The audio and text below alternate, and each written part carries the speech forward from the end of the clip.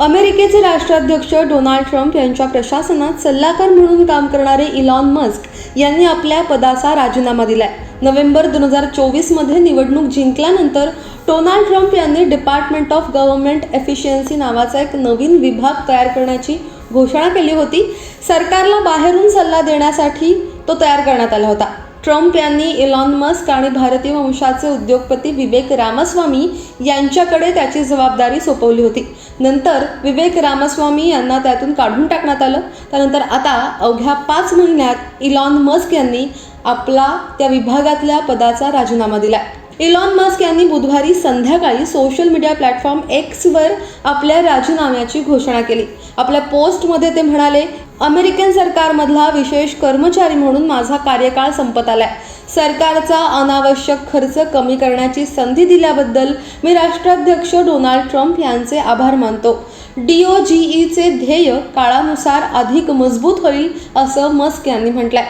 असं सांगितलं जात आहे की DOGEचं काम पाहिल्यामुळे मस्क यांना त्यांच्या व्यवसायावर लक्ष देता येत नव्हतं.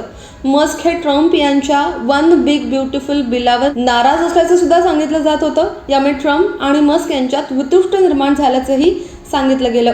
मस्क यांनी 130 दिवस अमेरिकन सरकारमध्ये विशेष कर्मचारी म्हणून काम केलं. या काळात टेस्लाला खूप मोठा फटका बसला. विक्री गडगडली आणि शेअर्सही कोसळले असंही सांगितलं जाते. त्या पार्श्वभूमीवर मस्क यांनी हा निर्णय घेतल्याची चर्चा आहे. American marketing professor Scott Galloway यांनी मोठा दावा केला. गॅलोवे यांच्या म्हणण्यानुसार DOGE मधल्या निर्णयांचा परिणाम त्यांच्या EV कंपनी टेस्लावर झालाय. EV कंपनी म्हणजे इलेक्ट्रिक व्हेकल कंपनी टेस्लावर झालाय. त्यामुळे मस्क यांना स्वतःची कंपनी टेस्लाकडून मोठ्या प्रमाणात तोटा सहन करावा लागतोय. मस्क यांनी नुकतेच संकेत दिले होते की आता आपली कंपनी टेस्ला आणि SpaceX या व्यवसायावर आपण लक्ष केंद्रित करणार आहोत. गॅलोवे यांच्या म्हणण्यानुसार जगातली सर्वात श्रीमंत व्यक्ती मस्क यांनी अमेरिकेच्या सरकारी कार्यक्षमता विभागात घेतलेल्या निर्णयांचा परिणाम त्यांच्या EV कंपनी टेस्लावर झाला. मस्क यांनी फेडरल सरकारमध्ये नोकऱ्या आणि बजेटमध्ये कठोर कपात करण्याचा घेतलेला निर्णय ट्रम्प प्रशासनासाठी आतापर्यंतचा सर्वात मोठा ब्रँड विनाश मानला जातोय. कारा स्विशर यांनी होस्ट केलेल्या फेमस पिवॉट पॉडकास्टच्या शुक्रवारच्या एपिसोडमध्ये गॅलोवो यांनी हे सगळे दावे केलेत. त्यात ते पुढे असे म्हणालेत की मस्क यांनी ट्रम्प प्रशासनाचे हितसंबंध जुळवताना टेस्लाच्या ग्राहक संख्येकडे दुर्लक्ष केलं. त्यांनी चुकीच्या लोकांना दूर केलं. 3/4 रिपब्लिकन EV खरेदी करण्याचा कधीही विचार करणार नाहीत. त्यामुळे EV मध्ये रस नसलेल्या लोकांमध्ये ते मिसळले. टेस्ला 2021 मधल्या 8व्या क्रमांकाच्या प्रतिष्ठित ब्रँडवरून थेट 95व्या क्रमांकावर घसरले. फ्रान्समध्ये टेस्लाची विक्री 59%, स्वीडनमध्ये 81%, नेदरलँड्समध्ये 74%, डेन्मार्कमध्ये 66%, स्वित्झर्लंडमध्ये 50% आणि पोर्तुगालमध्ये 33% घसरल्याचं गॅलोवो यांनी अधोरेखित केलंय. हे सगळे दावे त्यांनी त्यांच्या पॉडकास्टमध्ये केलेत. मस्क यांच्या कार्यकाळात एप्रिलमध्ये ट्रम्प आणि मस्क यांच्या विरोधात अमेरिकेतल्या सगळ्या 50 राज्यांमध्ये निदर्शनं झाली. या निदर्शनांमध्ये लाखो लोकांनी सहभाग घेतला होता. CNNच्या वृत्तानुसार देशभरात 1400हून अधिक रॅली काढण्यात आल्या.